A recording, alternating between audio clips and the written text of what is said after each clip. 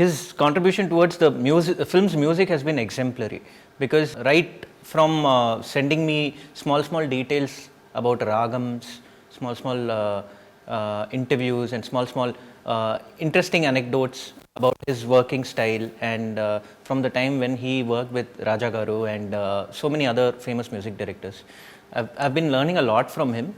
Right from the start of the project, this whole journey has been very satisfying for me.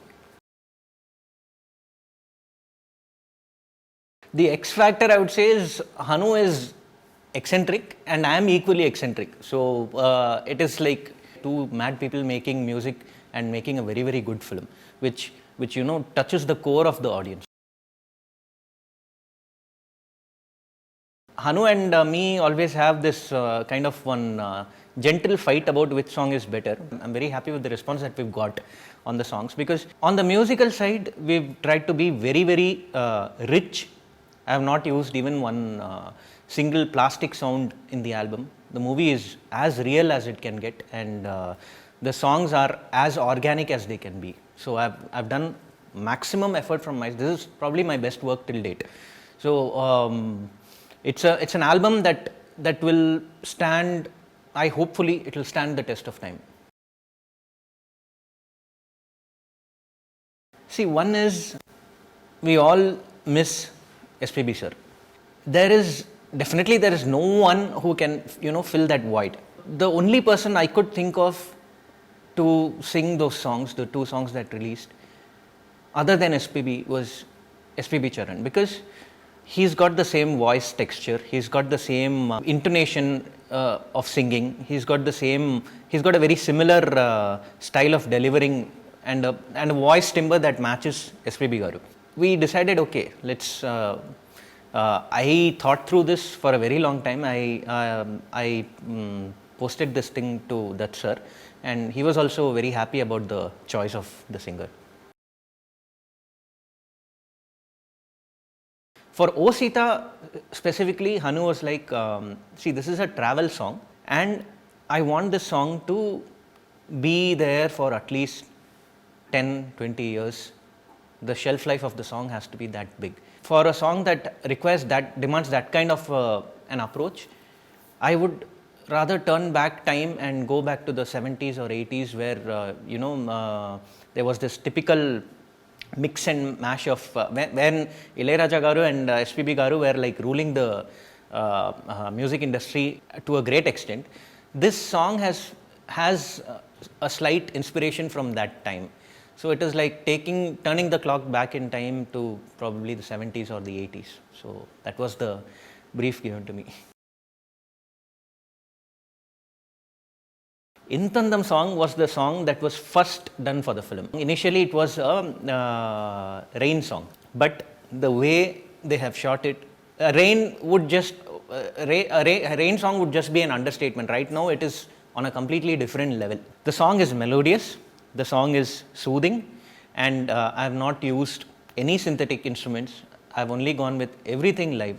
So it's a lot of hard work put, and the kids who sang in the song, the chorus portion of the song, that then Meena, Punya ma'am, it's a lot of work put in by not just me, it is by the entire team, my wife, my engineers, all the instrumentalists, everyone.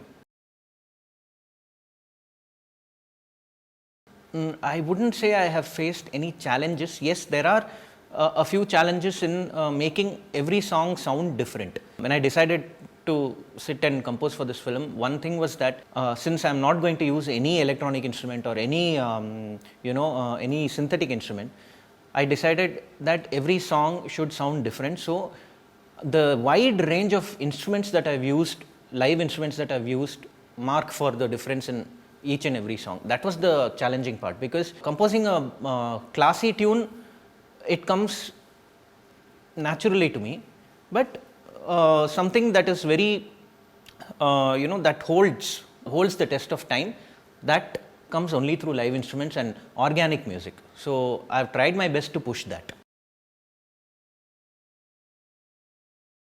Actually, the film is such that you do not require a song like that, because the film is very real. it is not a usual, it's not a very, very light-hearted film. This film will really, when you go and watch it in theaters, it will really do something to you, because it's deep, it is real, and it is, when we see these regular films, we have this hero intro and we have this heroine intro. That kind of grammar is not there in Sitaramam. It is very, very real and rooted, and it really, it's like when how people used to be when in the 1960s and 70s, how people really used to be. That is the way it's been shot, and that is the character of the film. So this film actually does not require anything like that. Mainly, what I've done is, I've done a small research based on songs that came out in between 1960s and 1980s, Telugu film songs. And one thing peculiar that I found out in all these songs were that they were mostly based on Hindolam Raga. So I have not gone and used Hindolam Raga, because I wanted this song to, though I wanted it to sound periodical, but at the same time the usage of instruments and everything has been done according to that time. Like we have veena, we have violin, flute, guitar, and there is a certain plethora of Middle Eastern instruments that I've used in the film. The other few songs that were hits in between 1960s and 80s were from other ragams. So I have tried to, specifically concentrate on that, and I hope I've done justice to the whole thing.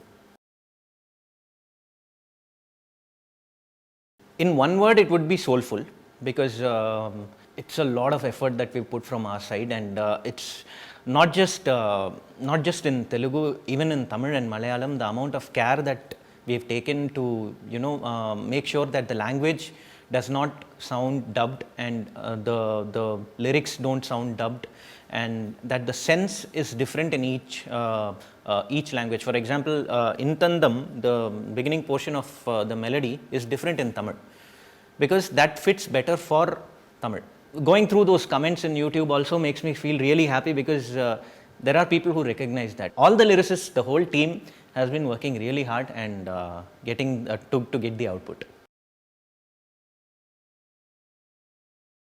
It's a very different kind of a ragam. It's loosely based on Khamaj and a little bit of Natabhairavi here and there, but actually the basic idea of this thing is, the song is, it is synonymous of a kind of a wedding, but not a very, very, very, very celebrative South Indian wedding. Something that is very, very, when two hearts meet, there is a rhythm between them, something like that.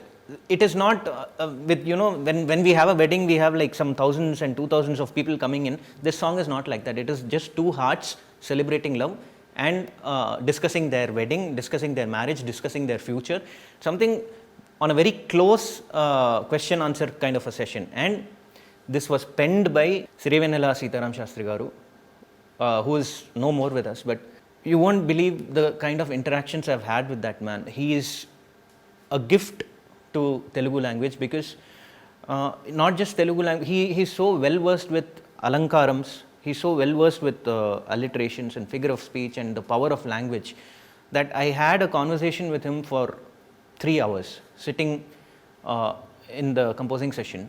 He came to the composing session and graced me with his presence and sat down, and we were just randomly talking about the beauty of language, beauty of Sanskrit, Tamil, Telugu, Hindi, everything put together. He was one thing that I'll always still carry with me till the last moment, is the fact that he said that, I love the fact that you are good with language.